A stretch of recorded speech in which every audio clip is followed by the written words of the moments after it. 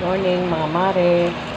Magsisigang po tayo today ng baboy. Ito po yung akin lang mga panghalo. Wala akong nabiling gabi mga mare. Gigisahin ko siya, maiba naman. Wala pa ako ganong tulog. Pressure cooker siya para mabilis lumambot. Mga mare. Isa ko na siya. Napakita yung pag-isa ng sibuyas. Akala ko naka-open. Hindi pala. Humingi ako sa suki ko ng bias. Kasi gusto ng asawa ko, may kinukupot siya mga buto.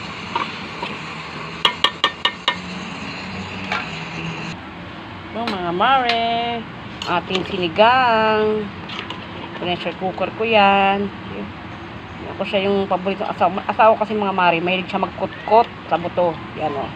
Pakasawa siya sa mga bias na yan o. Ibang lambot na, nadudurog na yung laman. Ilang beses ko pinakula sa pressure cooker yan. Ayun, bias. Kain po tayo, mga mare. Ay, sarap.